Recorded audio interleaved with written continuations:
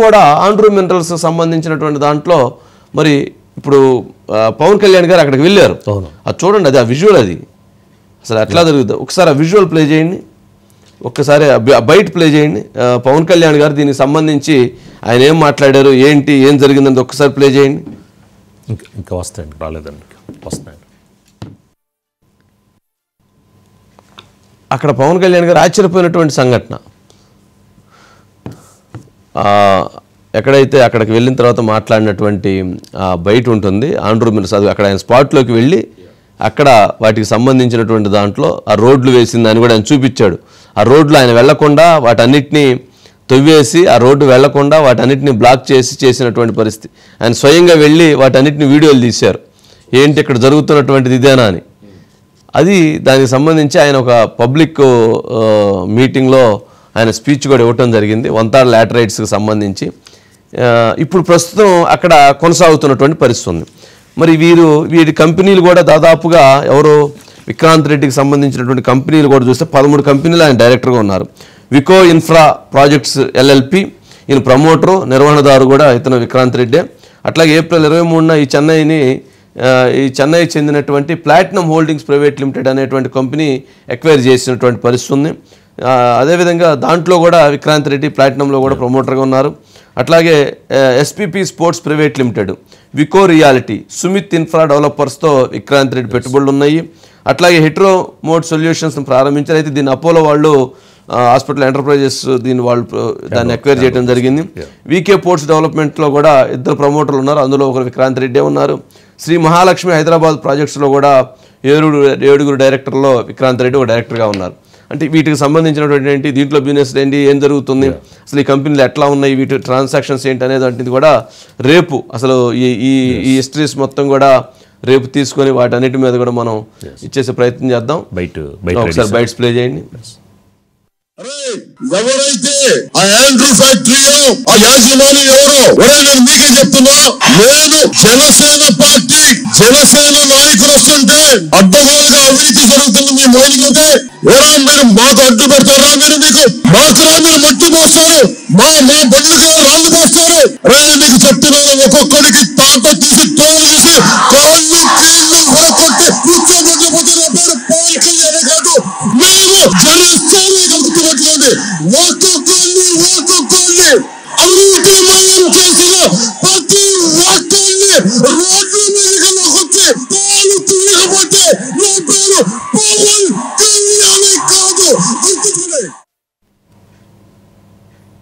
ఎంత ఆవేశంగా ఒక్కసారి బయట ప్లీజ్ వన్స్ అగైన్ రిపీట్. ఎవరైతే ఆ ఆండ్రూ ఫ్యాక్టరీలో ఆ యాజమాని ఎవరో నేను మీకే చెప్తున్నా, నేను జనసేన పార్టీ జనసేన నాయకులు వస్తుంటే అడ్డగోలుగా అవినీతి జరుగుతుంది మీ మైనింగ్ అయితే మీరు మాకు అడ్డు పెడతారా, మీరు మట్టి పోస్తారు, మా బండ్లకి రాళ్ళు పోస్తారు. మీకు చెప్తున్నాను, ఒక్కొక్కడికి తాట తీసి తోలు తీసి కాళ్ళు కీళ్ళు కొట్టి కూర్చోబెట్టకపోతే నా పేరు పవన్ కళ్యాణ్ కాదు. మేము జనసేన గుర్తుపెట్టుకోండి, ఒక్కొక్కరిని అవినీతిమయం చేసిన ప్రతి ఒక్కరిని రోడ్ల మీదకి వచ్చి తాను తీయకపోతే నా పేరు పవన్ కళ్యాణ్ కాదు. మరి ఇంత క్లియర్గా ఇంత స్పష్టంగా చెప్పారు వారు. మరి ఇదే ఆండ్రూ మినరల్స్ సంబంధించి దాంట్లో ప్రధానమైనటువంటి పాత్రధారి, సూత్రధారి, భాగస్వామి, అందుట్లో కింగ్ పిన్ మరి వైవి విక్రాంత్ రెడ్డి. ఎవరిని వాళ్ళ సొంత బంధువుని భాస్కర్ రెడ్డిని బయటికి పంపించేసి, అట్లాగే అసలు ఆండ్రూ ఓనర్ ఎవరైతే రమేష్ ఉంటే అతను పంపించేసి, ఇతను ఎవరైతే ఇప్పుడు శ్రీనివాస్ అనేటువంటి ఆండ్రూ శ్రీనివాస్ బాబీ అనే అతను, వీళ్ళిద్దరూ కల్పించేసి అయితే ఫస్ట్ ఆపారంటే ఇటీవల మళ్ళీ దాన్ని స్టార్ట్ చేసి దాన్ని మరలా విస్తృతంగా వ్యాపారాన్ని కొనసాగిస్తున్నారు అనేటువంటిది మనకు అందుతున్నటువంటి సమాచారం. దాని మీద పూర్తిగా ఇది కావాలి.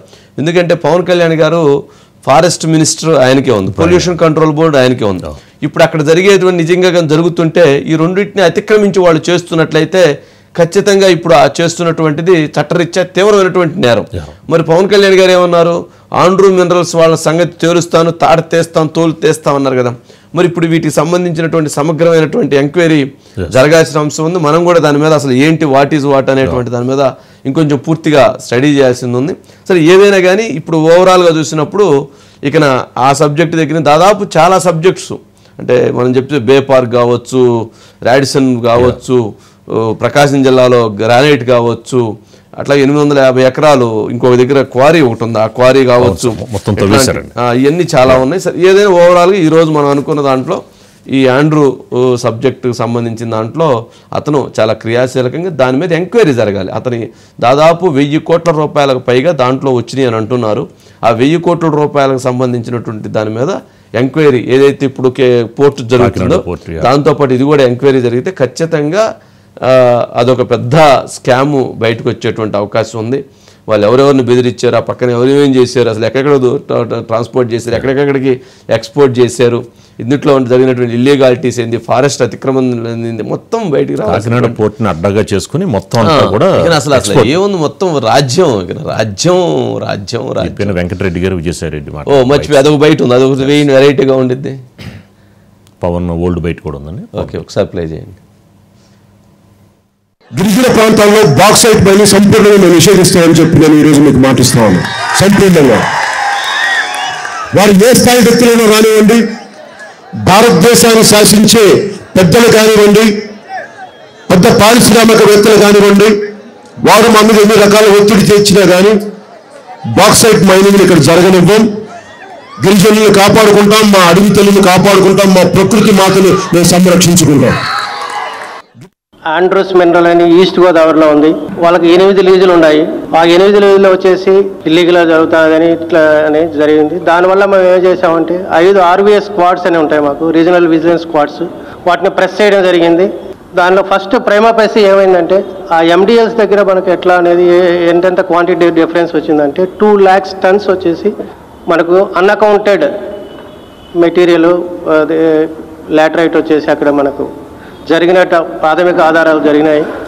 ఆ ప్రాథమిక ఆధారాలను బట్టి ఇది ఎక్కడి నుంచి వచ్చాయి సోర్స్ అనేది ఇంపార్టెంట్. ఈ సోర్స్ అనేది 8 లీజుల నుంచి వచ్చాయి.